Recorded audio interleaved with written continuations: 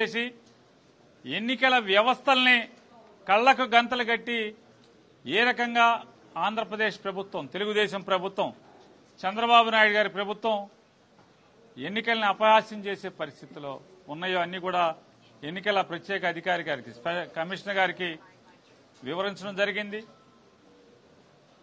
అంటే ఎంత వింత పోకడలంటే పొద్దున్నే నిన్న ఉదయం నుంచే ఎన్నికల యంత్రాంగం కొత్తపల్లి, నల్గొండవారిపల్లి, అట్లాగే ఎర్రిపల్లి,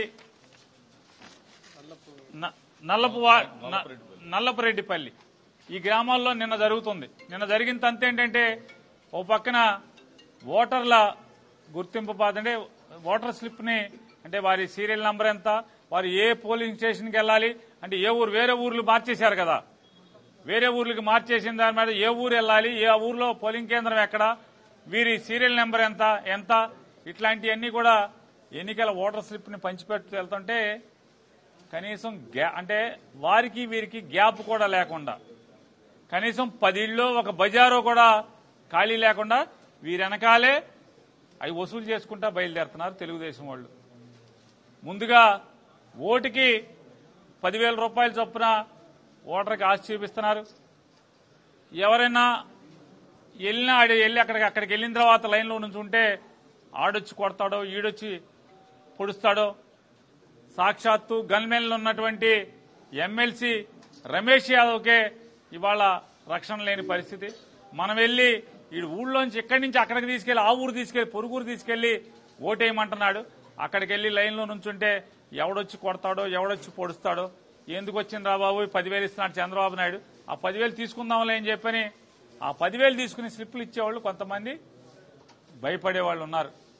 ఎవరైనా లేదు మా ఓటు మేము వేసుకుంటాం, నువ్వు 10,000 ఇచ్చినా 20,000 ఇచ్చినా ఈ చంద్రబాబు పాపం మాకొద్దు అని చెప్పని ఎదురు తిరిగిన ఓటర్లుంటే భయభ్రాంతులకు గురి చేస్తున్నారు, రౌడీజం చేస్తున్నారు. నిన్న ఆయన్ని తలకాయ నరికాం, నిన్న ఈడి కాలు చేయించి తీసాం, మళ్ళీ ఆడి మీద కేసు పెట్టాం. నిన్న అవినాష్ రెడ్డి మీద, అవినాష్ రెడ్డితో పాటు 150 మంది మీద కేసు పెట్టాం. రేపు ఆడిని చేస్తాం, రేపు ఈయన్ని చేస్తాం, మిమ్మల్ని కూడా ఇదే గతి పడుతుందని చెప్పని బెదిరించడం, రేపు ఊళ్ళోంచి ఎలా బయటకు వస్తావో చూస్తాం అని చెప్పటం, ఇన్ని చెప్పి బెదిరిస్తుంటే ఇంటి బయట పోలీసు ఉంటాడు, ఆ బజార్లో సబ్ ఇన్స్పెక్టర్ ఉంటాడు, ఆ ఊరు సెంటర్లో సర్కిల్ ఇన్స్పెక్టర్ ఉంటాడు. కానీ ఎవడో కూడా ఒక్క అధికారి కూడా వీళ్ళని నిర్వహించడు. షాడో ఆఫీసర్లు తిరుగుతూ ఉంటారు. ఇవన్నీ ఎవరి కోసమయ్యా అంటే రోజు వైఎస్ఆర్ కాంగ్రెస్ పార్టీ వాళ్ళు వచ్చి ఇక్కడ అలరలర చేస్తున్నారు. ఈ మీడియా వాళ్ళేమో వీళ్ళు చెప్పేటువంటి నిజాలని వీళ్ళు ప్రపంచానికి చెప్పేటువంటి ప్రతి తెలుగుదేశం పచ్చ పార్టీ చేస్తున్నటువంటి దుర్మార్గపు చేష్టలన్నీ కూడా ప్రపంచానికి చూపిస్తున్నారు ఈ ఛానల్స్ అన్ని కూడా.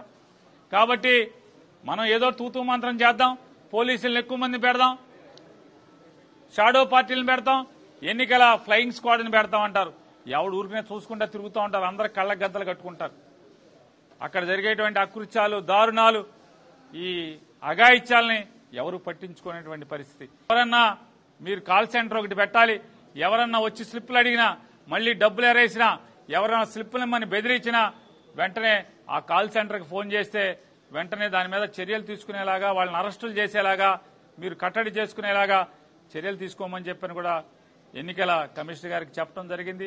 అలాగే ఇది ఒకటే కాకుండా దాదాపుగా బైండ్ ఓవర్ చేసిన అనేక మంది వైఎస్ఆర్ కాంగ్రెస్ పార్టీ నాయకులను కానీ, లేదా ఎవరైతే బూతుల్లో రెగ్యులర్ గా కూర్చునేటువంటి సాంప్రదాయం ఉందో, అలవాటు ఉందో వారందరి మీద కూడా బైండ్ ఓవర్ కేసులు కట్టారు.